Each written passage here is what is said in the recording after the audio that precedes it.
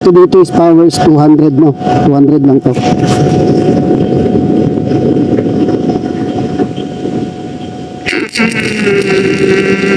Ito kayang-kaya nyo laruin itong gantong power, oh.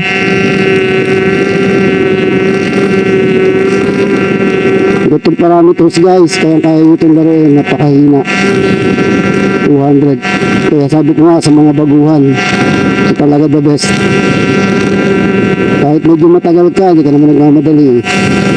At least kontrolado mo, di ba?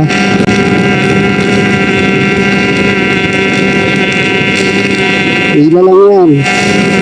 Hindi ka na mag-welding. Gumagalaw yung pipe ko, kaya gumagalaw din yung welding ko.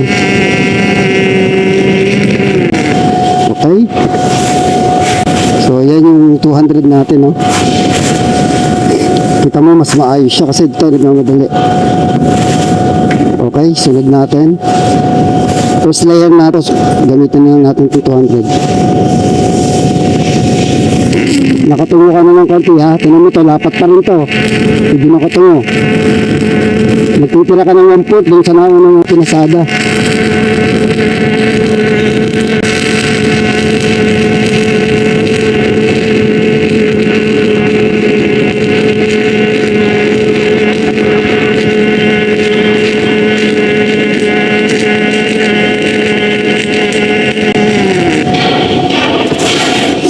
Ito yung una nating pass, no?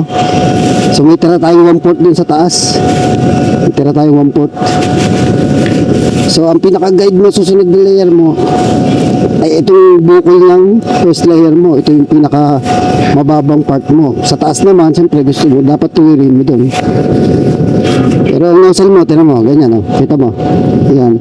Kung makita nyo. Diba? Easiest way na yan. Wala itong palitan ng power, puro 200 lang to.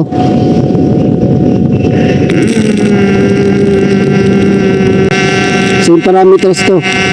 Straight parameters yung tawagan. Hindi lang.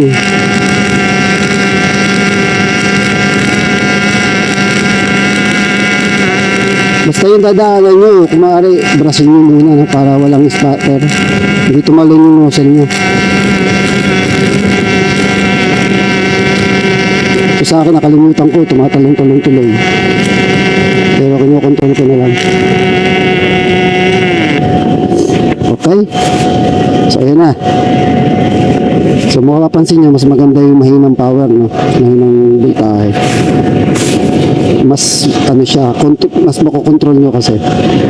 So